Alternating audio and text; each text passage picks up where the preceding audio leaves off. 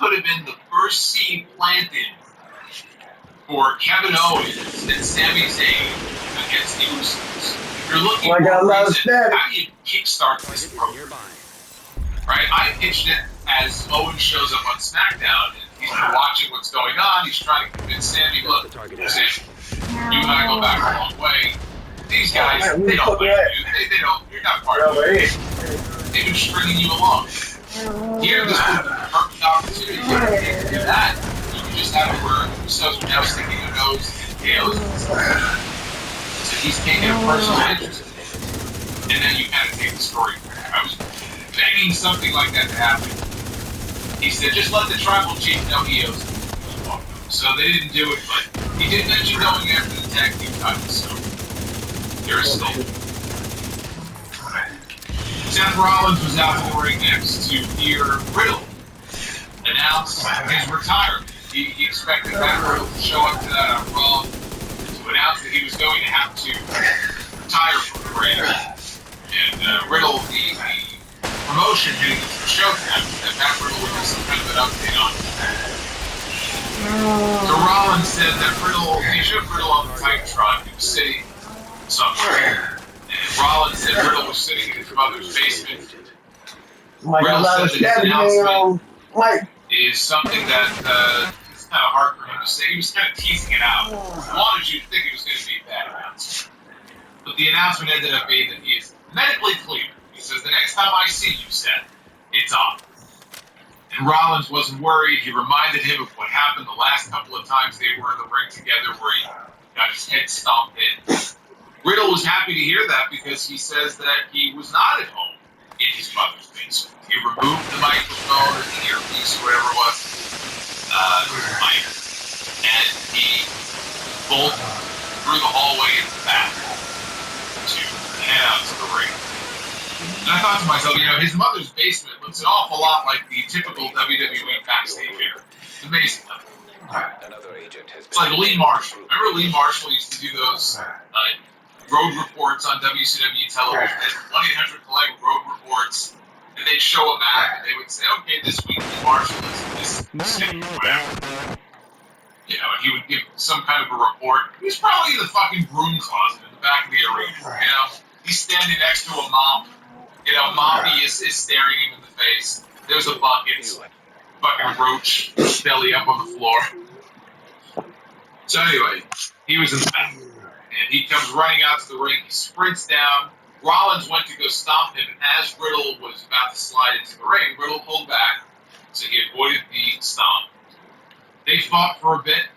Rollins teased giving him a stomp on top of the announce table, but Riddle moved and hit a knee strike. Rollins escaped through the crowd.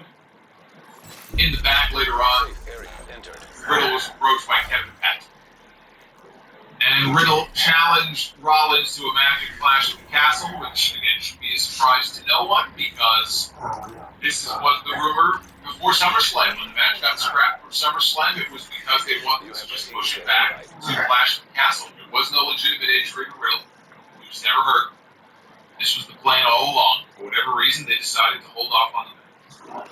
Now the match is official. After this, they aired a great video package, hyping up tonight's United States Championship match between Bobby Lashley and AJ Styles. They were focusing on the fact that this was the first time ever that these two were in the ring together against each other.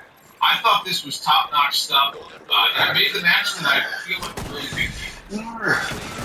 And this is becoming a pattern, and I mean that good. It's becoming a pattern in these first few weeks under Triple H, where there is this added emphasis on the United States Championship and the Intercontinental Championship. Look at that SmackDown show from Friday night. It's all about this.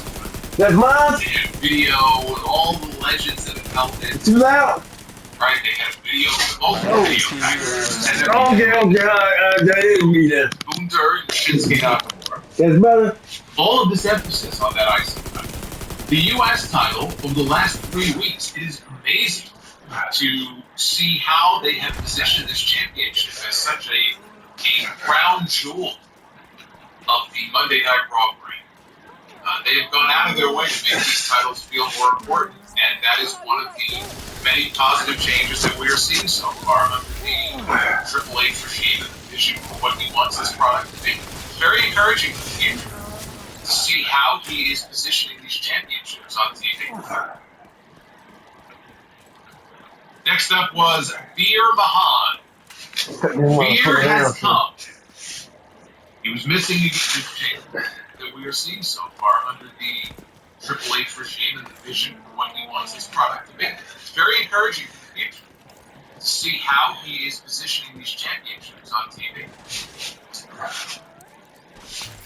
Next up was Veer Mahan. Veer has come. He was missing again, and now he has Veer Mahan against Bo Kelly is this man's name. I guess next week he'll be wrestling Mark Meltzer, perhaps. That will be the match next Monday on Raw. Keller got a drop kick, and he was reaching for his torch, but it was all for naught. Veer blasted him with the $1 million arm clothesline, finished him off with the cervical clutch for the quick submission. No weird promos tonight from Veer or anything like that. Back to monster mode. Quick match. Dominations. In and out. Bailey, Io Sky, and Dakota Kai. They were interviewed back by Sarah Schreiber. Schreiber asked, Don't let me get bound. Coach's first singles match of the night. Coach said, spoiler, I win. That's your target. Kai saw Dana Brooke standing off the side. So the three of them walked over to Dana Brooke, who was standing there with her 24/7 touch. I cringe a little bit every time I see it. Well, we haven't had the brigade of idiots chasing after it, so that's at least a plus. She said that she's not afraid if they're trying to intimidate her. Dakota said, fear is a motive. Yeah, she's right there in the elevator.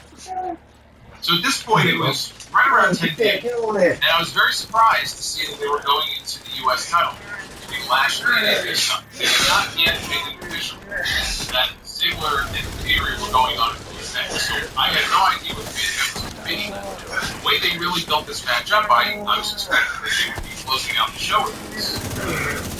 But I guess it kind of makes sense. I mean, they usually around that point Got always.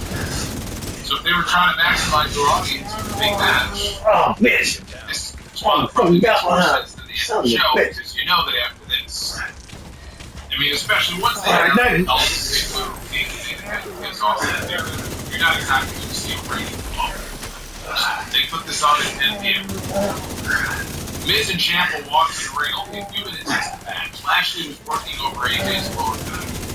Here come Miz and Ciampa, and Lashley was getting targeted. After Lashley knocked AJ to the floor, right in front of the announcer, Ciampa was distracting the referee. He was providing the distraction. Diversion.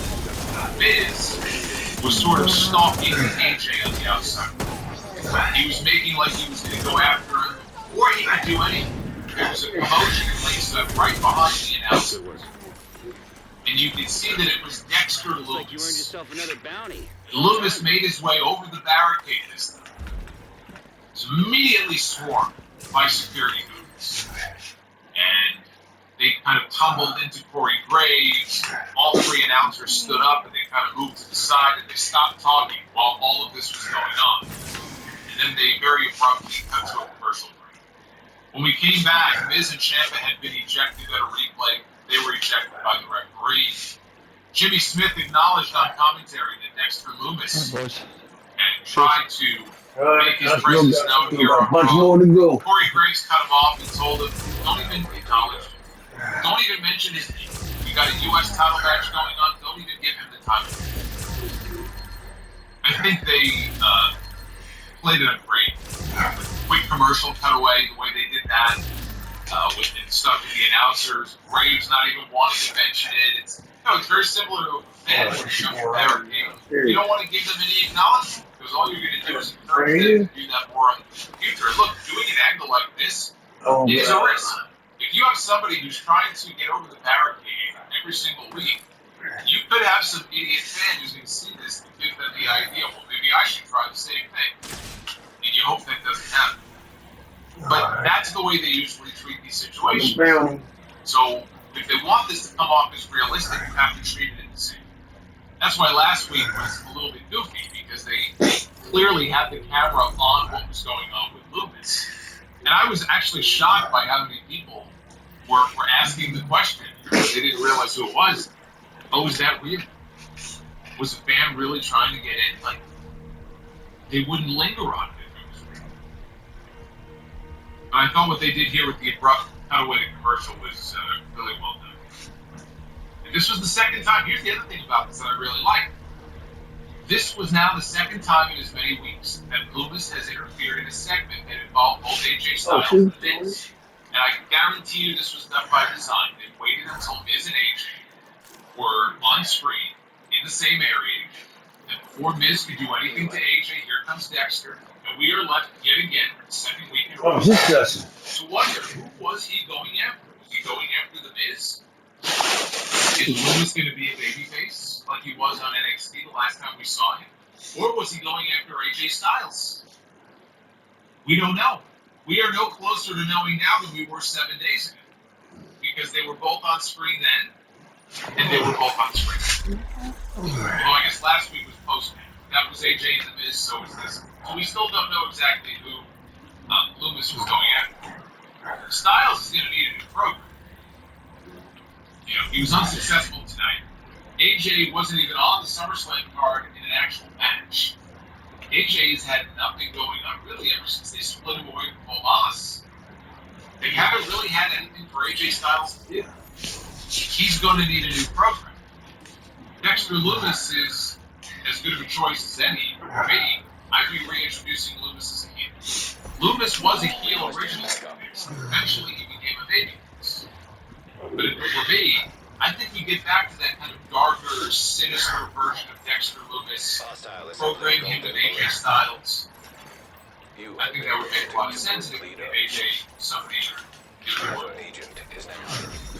No, I'm wondering, when Sam Shaw was in TNA, he and AJ worked together. Because AJ left in 2013, and when he left Impact in February 2013, I'm almost positive Sam Shaw was already in the number. So, maybe they worked the match back then. I honestly don't remember that. I was watching it back then. I don't remember if Styles ever worked back with Shaw when they were in it. But that's the program I would do. You can always turn Dexter babyface again later. Lashley powered up Styles. He placed him on the top turnbuckle. And Lashley went to the middle rope, was setting up for a suplex. Styles slipped in between his legs, put Lashley in a torture rack position, spun him around, and he hit a rack bomb for the win. It was bad dark. What is that? 5 minutes. Yeah, Sam Shaw was in TNA in 2012. That was right at the time that I was feeding Impact the chance. But I could not remember if he and AJ had a match. I know they were in the company. I remember Shaw was obsessed with one of the women, Christy Hemme. It was Christy Hemme. I think that was the angle they were doing. I don't remember him working with AJ. So the rat bomb only got here. Lashley and Styles, they rolled, or Lashley put AJ over his shoulders and then drove his head into the ring post, put him back in the ring. Lashley went for a spear, but AJ cut him off with a kick. Styles rolled Lashley into a calf crusher, and this is actually his button. So he gets him in the calf crusher. And Lashley manages to counteract it, and somehow he gets AJ in the hurt lock while he's in a horizontal position on the back. So Styles is in control 1 second, and in the next second, with Lashley on his back, Lashley manages to lock in the hurt lock. It's like Mr. Perfect in SummerSlam, going to leg drop, Bret Hart catches the leg, and he twists it, and he turns him over, he puts it in the sharpshooter. I love those spots. I feel like we don't see them those spots where, especially some of these like right now, and they can somehow transition into their. So this was a cool spot. AJ managed to keep himself up, and so he kind of flipped over where both men's shoulders looked like they were down on that last lead. Was able to kick out. Styles went to the phenomenal forearm, but Lashley avoided it. And when Styles landed on his feet, he hit the ropes. When he came off the ropes, he got cut right down by a spear from Bobby Lashley. Got the 1, 2, 3. 22 minutes they gave these two guys. Bobby Lashley retains the United States Championship. I thought there were a few rocky moments. There were parts of this match where these guys looked off. Like maybe they weren't on the same page. It was their first time working together. How much of that also was the story of the match and AJ selling pain back? I don't. It definitely slowed things down a little bit. So there were some rocky moments here during the match, but the crowd was quiet for most of it too. But that's what happens sometimes. You've got two baby faces. You know, people like AJ, people like Bobby. They don't know who to cheer for. What do? Sometimes they end up sitting on their hands. Later in the match, we got a couple of "this is awesome" chants. For the most part, they were actually very quiet. You could hear AJ at one point go, "Come on!" Like he was trying to rally the crowd to kind of make some noise. I thought they ended up having a very good match, though. And they told the story with Lashley targeting AJ's back. I thought the closing sequence was great. We got a clean finish. Unlike McIntyre and Owens, we got a clean finish here. Bobby pinned him 1, 2, 3. And this match, again, it did a lot to really elevate Bobby. That much more, make him look like that much more of a beast. He's been on a hell of a run so far as the U.S. champion. And it has really been very refreshing what they have done with the U.S. title over these last 3 weeks. Before I move on, a word from our sponsor, BetterHelp. Not only am I happy to have them as a sponsor, but I have been able to make use of their service. How we care for our mind affects so many different aspects of our life and our experiences. Keeping your brain healthy and functioning the way that it's supposed to is very important. That's why I would recommend BetterHelp online therapy. Sometimes you just have a problem that you can't fix on your own. Oh shit! God damn! You're stressed out about work. You're dealing with a lot of anxiety at home. You gotta fucking surround it like a Sometimes fish. you just need to talk to someone with experience in dealing with these kinds of issues. They can be that surrounded like a motherfucker. They can help you through. Damn! That was my experience, and if it helped me, it can help you too. BetterHelp is online therapy that offers video, phone, Now we go inside. with your very own therapist. You can look them in the eye, or you can turn your camera off, whatever you're comfortable with. It's more affordable than in-person therapy, and you can be matched with a therapist in under 48 hours. In my case, it was a lot less than that. So if you're on the fence about it, let me give you that little extra push that you need. Right now, Sound Up listeners get 10% off their first month at BetterHelp.com/Salamonster. That's BetterHelp.com/Salamonster. We have Dakota Kai making her Raw singles debut against the 24/7 champion Dana Brooke. Speaking of Bobby Lashley, look at that super chat that just popped up on screen. There's Bobby. So they said the 24/7 title was not on the line in this match. And I'm just left to wonder, what the hell is the point of having a 24/7 title? Believe me, I'm not upset about the fact that this wasn't a 24/7 title. I don't think the title has any place anymore on television, but if they're not even going to defend it, what the hell's the point of even having it? I would rather, the next time Dexter Lumis tries to get involved in one of these shows, have him come out during the Dana Brooks, snatch the title, and let him take it, and we never find out what happened. For the rest of eternity, it's like the white boomerang on WCW. There's just no resolution. We're just going to have to wonder for the rest of our lives, whatever happens to the 24/7 title. And then one day on like Pawn Stars or some television show, in some part of the country, somebody will walk in and there it is. Somebody's trying to pawn it, they're trying to make money off of it. How did it end up in your possession? I don't know. Go through the door. I have no idea. Just let it fade away. Even Kevin Nash. Kevin Nash responded to a tweet the other day. I don't know how accurate it was, but there was some kind of tweet that said Triple H is looking to get rid of the 24/7 title. And Kevin Nash responds and goes, please, with the prayer emoji. Please, even Kevin Nash. Kevin Nash is a smart man. He knows what he's talking about. Get rid of the 24/7 title. Dakota Kai made short work of Dana in less than 2 minutes. Hit the running boot to the head in the corner and pinned her. Pretty straightforward stuff. So there you go. And then we got to the main event. They closed the show with Austin Theory, Mr. Money in the Bank, but one-on-one with Dolph Ziggler. Are you tired, Frost, of hearing me talk about the 24/7 title? I'm sorry. Well, get used to it. Oh, got his out of You it. keep hearing it over and over. Oh, committed. I haven't committed in a long time. Until it is gone. I haven't committed in a long time. Anyway, Okay, well, so they right. close with this. Theory blasted Ziggler with a forearm early in the match, which Ziggler sold. I mean, he sold this like a shotgun blast to the head. He sold it like a knockout blow. He went down, the referee went over to check on him. Ziggler stood up, and Theory ran him into the ring post. Then he ran him into the ring post again. This was like one of the themes of the night here. I lost count of how many people got ran shoulder first into the ring post. We saw this in the AJ Styles match, too. And the announcers talked about how much more aggressive Theory was coming out of SummerSlam. Theory stuffed Ziggler's superplex attempt and knocked him off the ropes with a punch. Ziggler came back and ran the ropes with a face buster. He slipped a little bit on the ropes.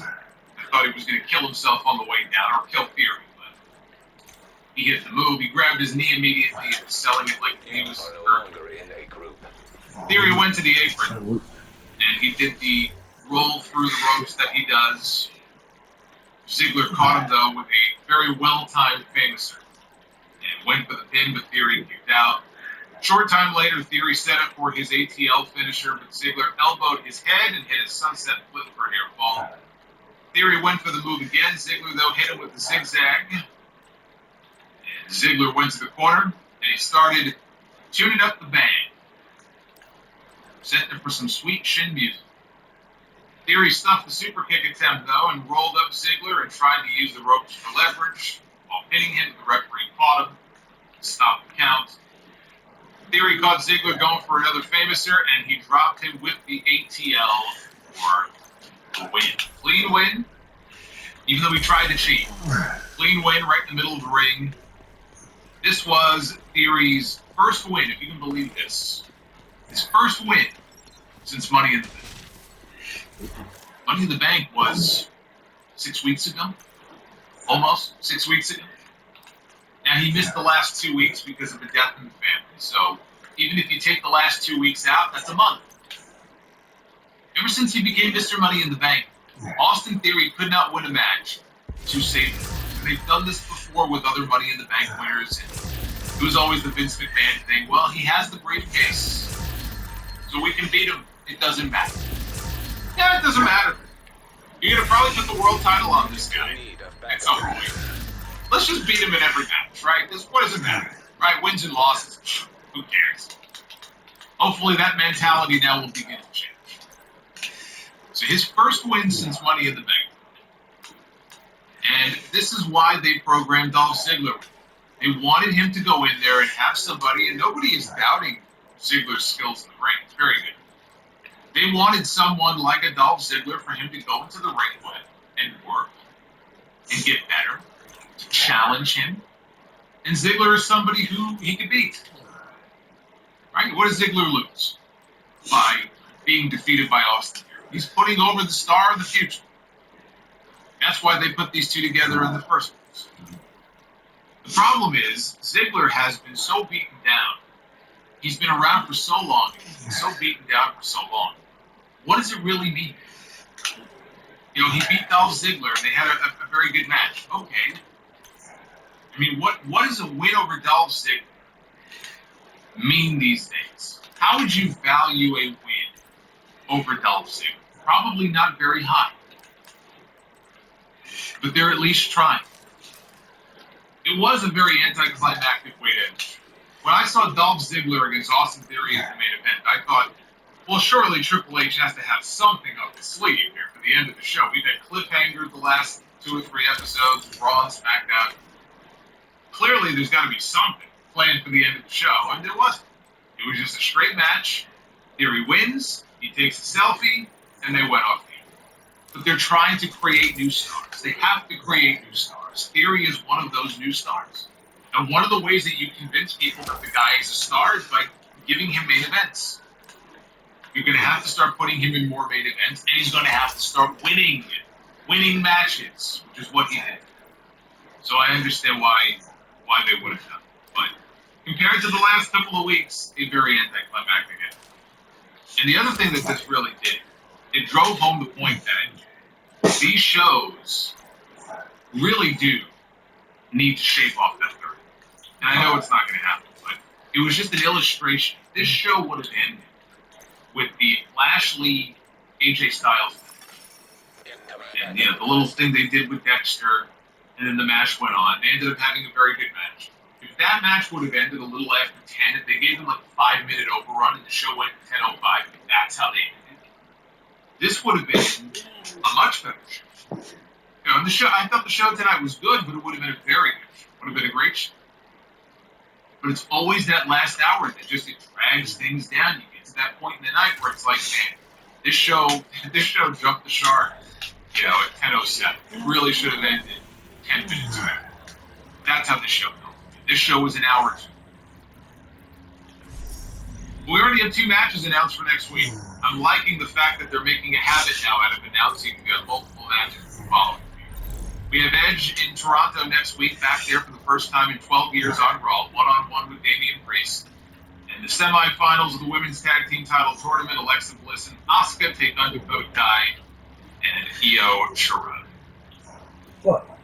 You have voted to give Monday Night Raw tonight 72% thumbs up. 20.5 on the thumbs in the middle, and 7% of you have given this show tonight a thumbs down. At Solomonster is the place to go. Hey, speaking of the Women's Tag Team Tournament, look at this. Look at that. I'm closer to Sasha Banks now than all those people at C2E2. And now she's gone. Anyway, at Solomonster is where you can go. Now we're going to jump into your Super Chats. Remember, the goal tonight is 700. We're not there yet. So if we don't get 700 likes, we're going to wrap up with the Super Chats and get the hell out of here. So if you want to be the booker, you got to get those likes up. We're getting close. We're getting close, but we're not up to 700 just yet. So, let's see what you thought of tonight's show. I thank everybody who does send in a Super Chat. I do appreciate the support. Fire Panda, thank you very much. I appreciate the love. The $5 Super Chat. Shinakuma, also sending some love. I hope you are having a good night. Be calm, see clearly. Tony Khan should let somebody else write Rampage. I don't know, man, but I'll tell you something. If Rampage continues the way that it's been, it's going to be the Friday night SmackDown stream and not the SmackDown Rampage stream.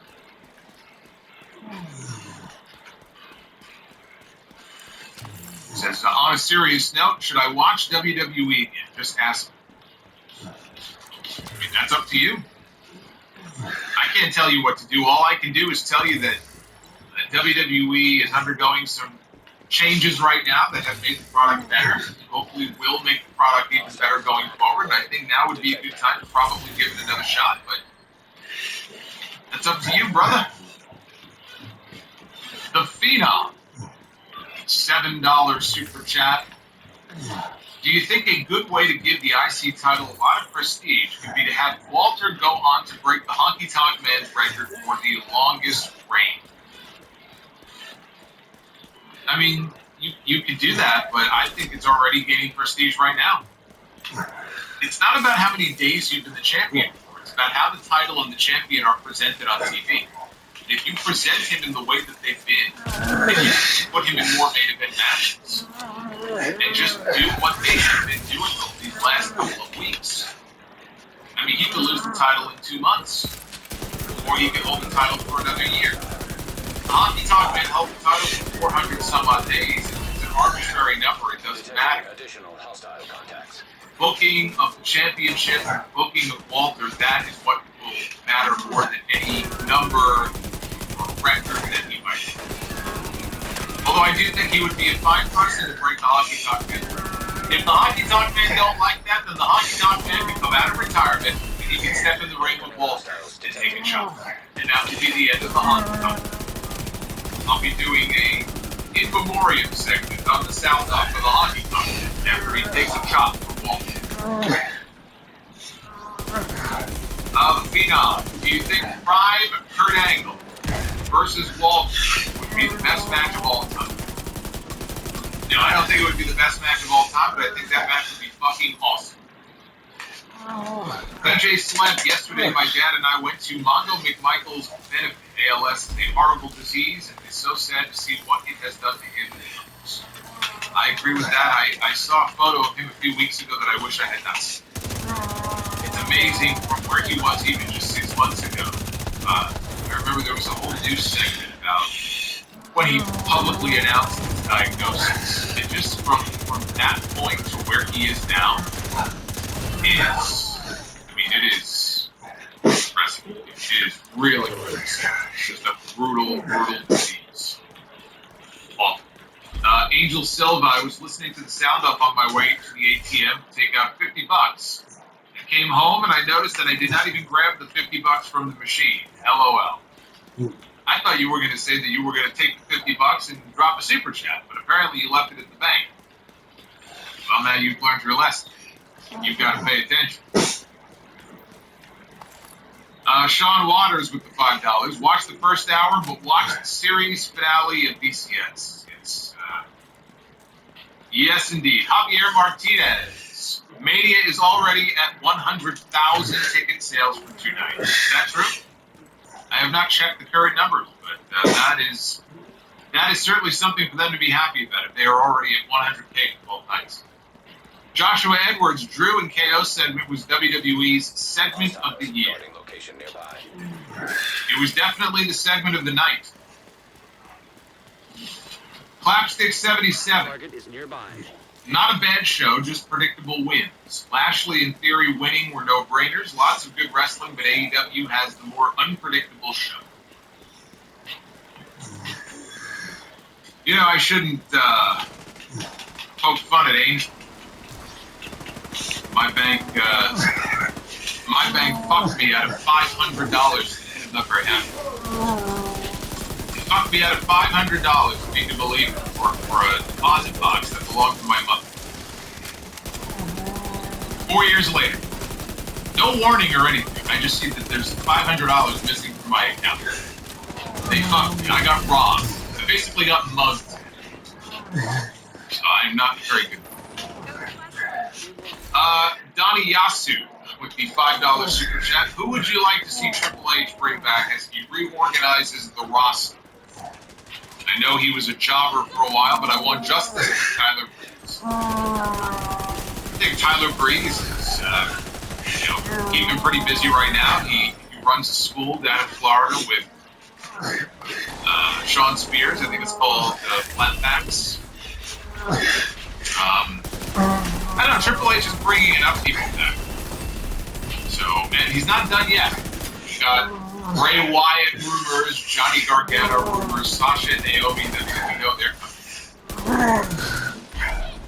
I said the same thing with Tony Khan. At some point, you've got to pump the brakes a little bit. A few more people, and then I think you kind of pull it for a little bit and just focus now on the talent that you have.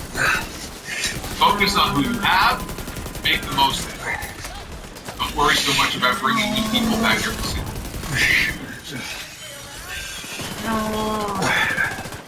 Josiah Ball, who is next to return to WWE from AEW. Yeah, I get this question a lot. I have no idea. It completely depends on when their contract. So people like Aleister Black and Malachi Black, Keith Lee, and Adam Cole, they're locked in for years. So as far as ex-WWE guys to come back, yeah, I mean, there'll be a whole bunch of them that come back. All right, who's the next one? I have no idea. I know. Sean Longworth, $55 super chat. Saw the Drew promo on Instagram because I'm a chef. And I should get you together with Food Hut. And can't get any good days off. Looked intense. Hope everybody is doing well. Go Mets. It was definitely a very impassioned promo. Team Bling Blah, buy or sell. RVD and Riddle as a tag. I don't really have Riddle and Randy Orton had a good thing, though. I think you want to just keep Riddle as a single. When Orton comes back, you put Arcade Row back together, at least for a little while longer. You know, even if they're not going to be together longer anymore. I mean, the way it is, you can't. Josiah, can Triple H bring life in the Judgment? Well, he's trying. Last few weeks have been a little bit better. BCom see clearly with a $5 super chat. Who would write Rampage? Should help, or who should write Rampage? This should help Tony Khan focus on Dynamite. And I guess Dark and Rampage is written separate with the season. I don't think so. He doesn't want to do it. I mean, he wants to do all of it. And it's not like there's a brand split, and so you have a writer who does their own thing. Nor do I think there should be. I just think, you know, it's kind of like when they brought back Superstars. I remember WWE Superstar, very first episode. It was CM Punk, Sheamus main event. And so Rampage was kind of the same way, where at first they had really big names on there. And now, it's not like you'll never see big names on Rampage, but the show just doesn't feel important. It just feels completely inconsequential. And that's a hard thing to fix.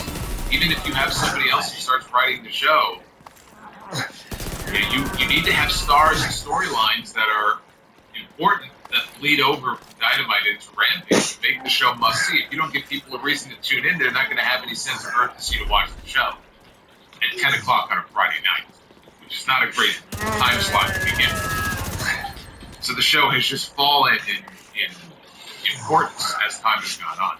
I mean, they rebounded a little bit this past week, but they're still sub 600,000.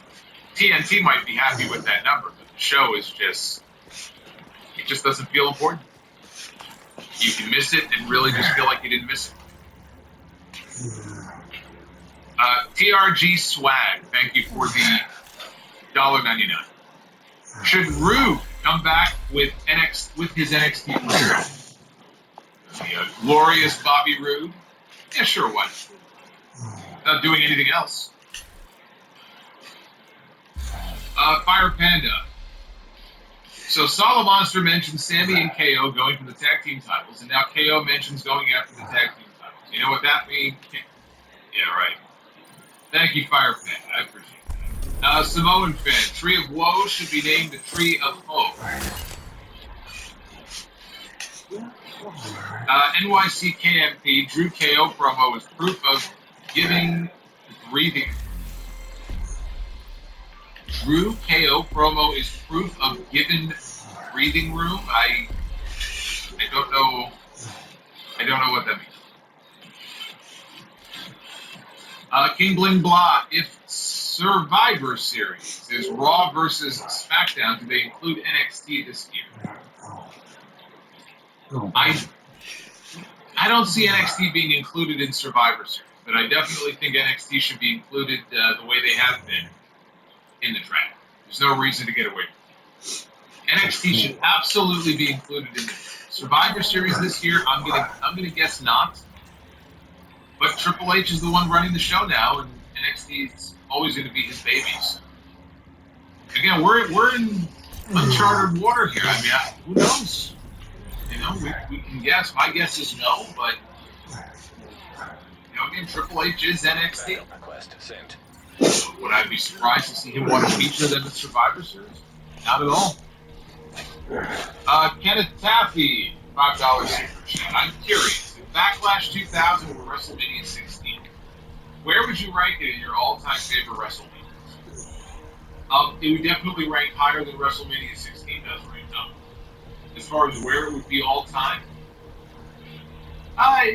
it might crack the top 10, maybe the low end of the top 10, possibly.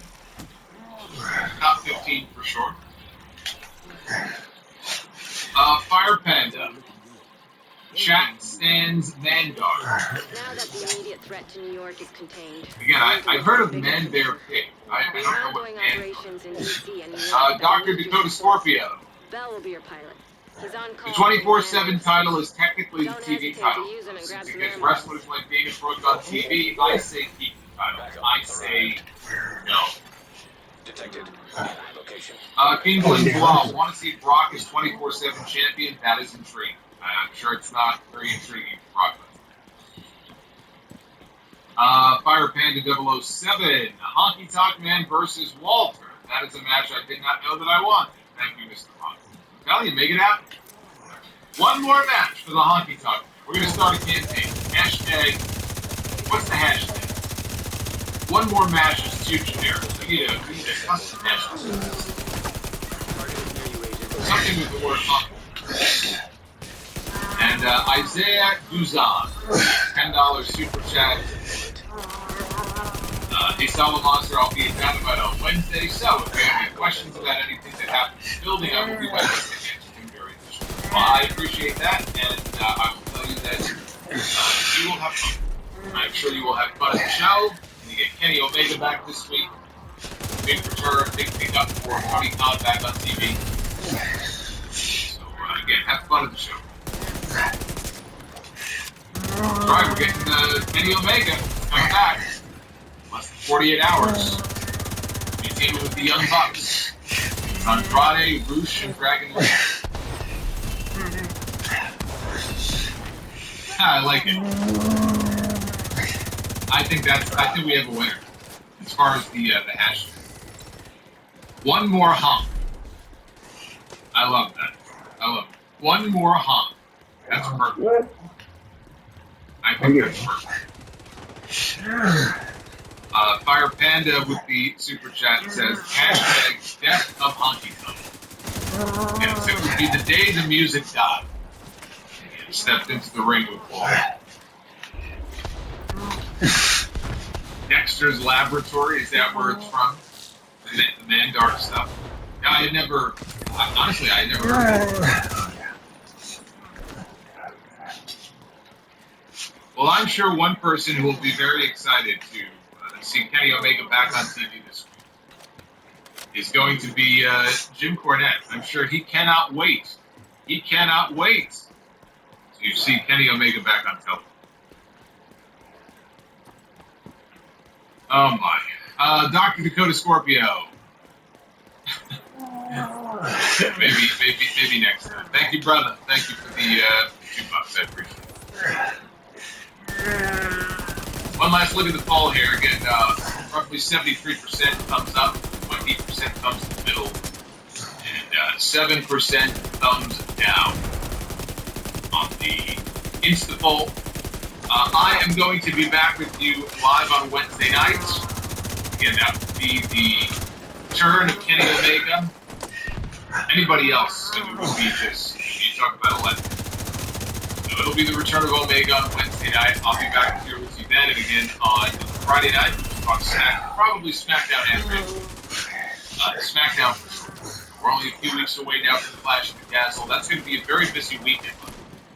I have not heard the exact start time, but the rumor was that there was going to be some kind of an NXT show on that weekend.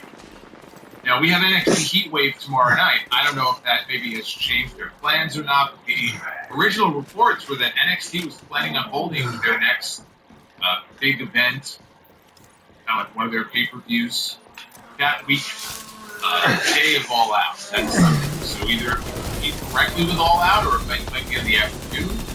I haven't read or heard anything about that since, so I don't know if that's still the case or not. But that first weekend in September, we have Clash at the Castle, which is going to be weird here. You know, I'm on East Coast, so it's going to be a 1 o'clock afternoon start time, which means we're going to be live on YouTube at probably 4 o'clock in the afternoon then. But that's Clash at the Castle, and then the next day, of course, is All Out, which I'm sure will be, 8.5 hours.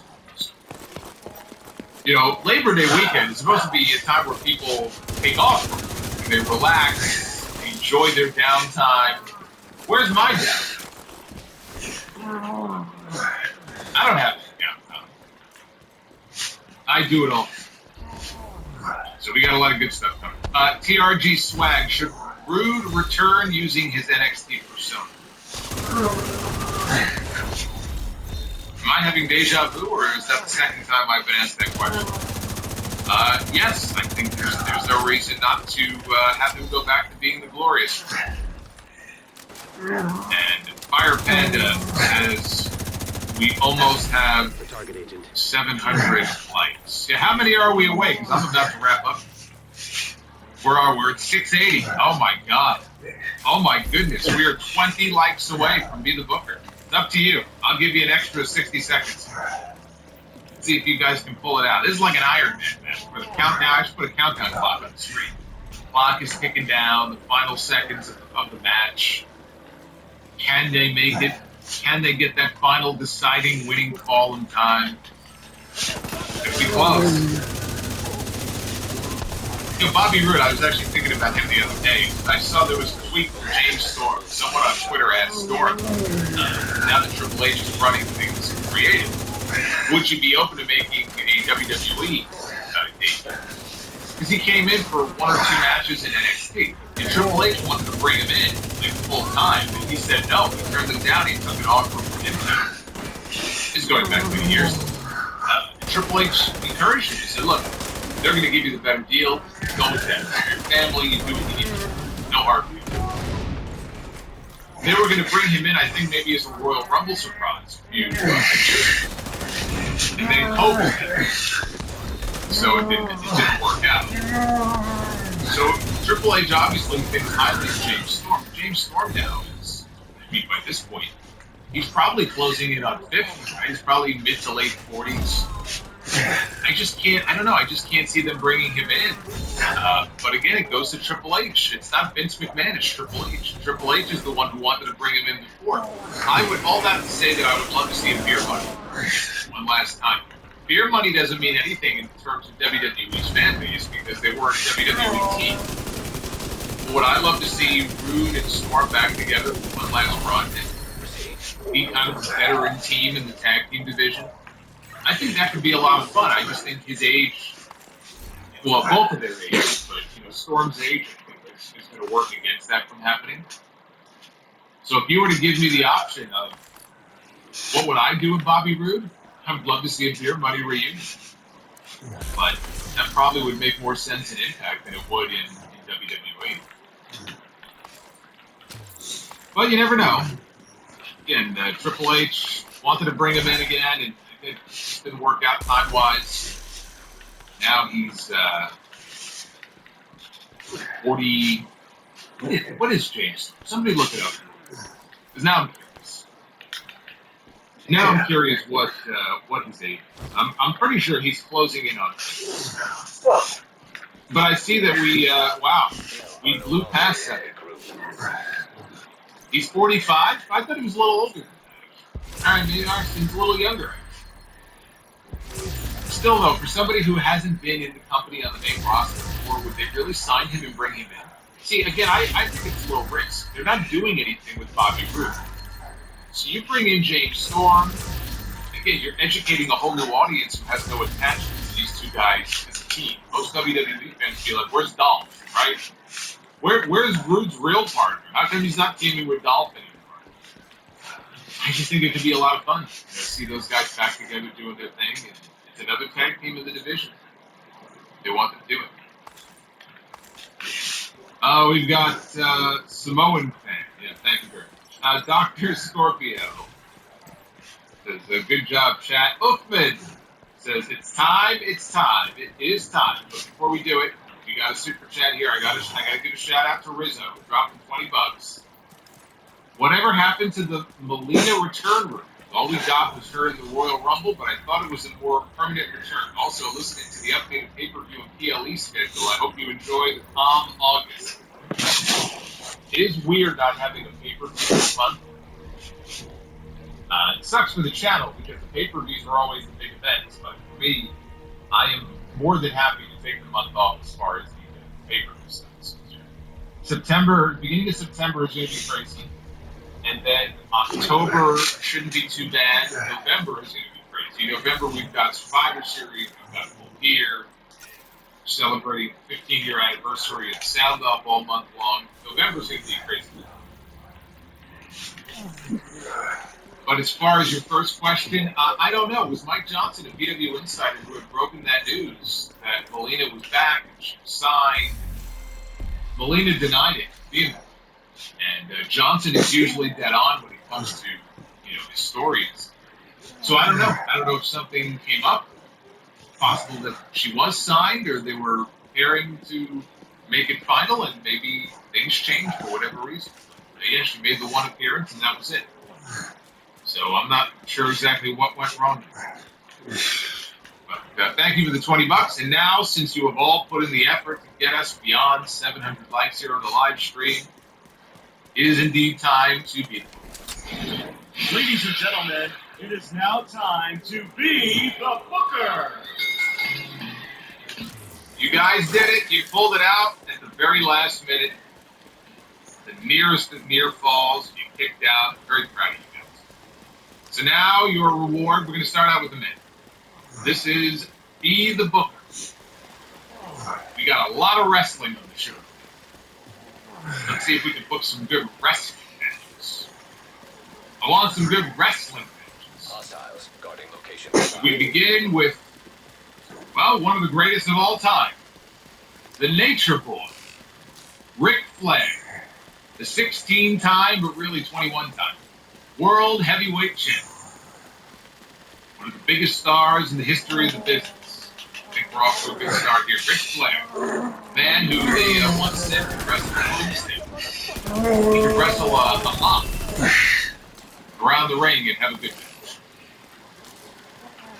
Ric Flair. Let's see. Who's Ric Flair going to go one-on-one? Ric Flair is going to go one-on-one with Ric Flair. I love how it's two different photos, too. Not only did I pick the same fucking guy, I managed to pick the only two photos, the two different photos of him. Holy shit, I love that photo, by the way. That was taken right after the Royal Rumble. Look at that, look at the winged eagle. Ric Flair wrestles Ric Flair. What was the last match that we did a few weeks ago where I picked the same person? Was it Kurt Angle? I think it was Kurt Angle against Kurt Angle, wasn't it? What would be the better match? Ric Flair against Ric Flair or Kurt Angle against Kurt Angle? I'm going to say Kurt Angle against Kurt Angle. That's what I'm going to say. Otherwise, it'll just be Flair flopping around. Agent requesting. Cutting himself open, bleeding. Ric Flair against Ric Flair, and it landed on two different images. And what are the chances? Because there are a lot of people in this animation. I would know since I created it. There's a lot of people in it. The chances are like getting struck by lightning.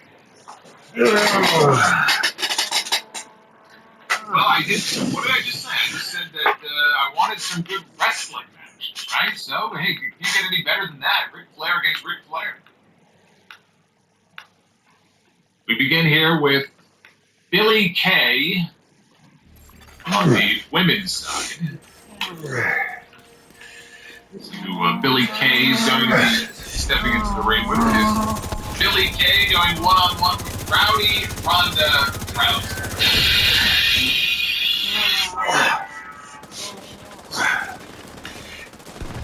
I probably could hit that buzzer after I hit Billy Kay, to be honest. But Billy Kay and Ronda Rousey, and not exactly a big couch. Let's go to the tag. Triple H starting to try to rebuild this tag team division. He needs teams. We need to give Triple H some teams. So we'll give him a team right now. We begin with the Holly Cousins, Super Heavyweight, Hardcore and Fresh. They were a fun act. I enjoyed following the action. It'll be the Holly Cousins taking on the Quebecers. Oh, I can't take it. I can't take this bitch. I don't know how I feel about this. You know what? I actually think that could be a good match. Oh shit, she ain't died. Oh, come on. Damn. Oh, he got behind my ass. Oh, he's fucked. Look at those fuckers. Why did they ever change away from all these classic designs? Why did they ever change away from those? Not a main event, but I do think that would be a very good professional wrestling. Damn. So pretty good. Pretty good. As far as the Beat Booker this week. BCom See Clearly says Solo Styles is 45. Pikachu face. Oh, this is a control point. Hey, I didn't think about you were this calling shit. him Solo Styles. Who the hell Solos? I thought he was like Solo Sator. Yeah, I know AJ. I knew that. Thomas Rondone, I would not mind seeing Beer Monk. Rizzo, $5. This could also help the channel. I looked ahead and I don't think a UFC pay-per-view falls on another WWE PLE event for a couple of months. WWE will be very happy to hear that. Dr. Dakota Scorpio. That's our third mirror match of Beat the Booker. We had Andrade against Andrade. We had Kurt Angle against Kurt Angle. And now we have Ric Flair against Ric Flair. I promise you that there's only one solid monster around. And there's no disco. Even better. Tripod. Didn't Al Snow have a match with himself? He may have, but not Be the Booker either. Firebed, who bleeds first, Flair or Flair? John Mox. He's waiting. Gold Spirit is waiting for Mox against Ambrose. Omni. Alright, so there you go. There you go. Give me your dose of hopefully we will be able to hit our goal on the map. Think of a goal. What's the goal? We had the goal the other night was 600. Tonight was 7. Maybe we'll do 5 on Wednesday. We've got Hammer Hero, the $1.99. James Storm needs his colonoscopy. Yes, I covered that story a few weeks ago. AJ Styles has his own billboard. John Cena has his own billboard. Brock Lesnar has his own billboard. Alabama. In some town in Alabama. Hey, look. Whatever it takes to get people to get tested, right? Have a colonoscopy. It may save your life. If you are over 40 years old, make sure you get your colonoscopy. That's your public service announcement from the Solid. Alright, I'm out of here. Have yourselves a good night. Thank you for spending your Monday night with me, choosing me for your Raw coverage, and I'll be live on Wednesday night with the return of Kenny Omega. Have a good night. I will see you for Dynamite on Wednesday. At Lowe's, our members get more. With the MyLowe's rewards programs, you can shop member-owned deals for your home and business every week. Plus, members earn points on eligible purchases. So what are you waiting for? Join for free today. Lowe's, we help, you save. Loyalty program subject to terms and conditions. Details at Lowe's.com/terms. Subject to change. Free standard shipping not available in Alaska and Hawaii. Exclusions and more terms apply. Tonight was the Wake by the Lake episode of AEW Dynamite. They were in Minneapolis, I believe. That's where they were tonight for the big interim World Championship event. Jon Moxley defending his title against Chris Jericho. First two men. AEW World Champion Chris Jericho was first. Jon Moxley is the one who beat him at Revolution 2 years ago to become the champion. They went one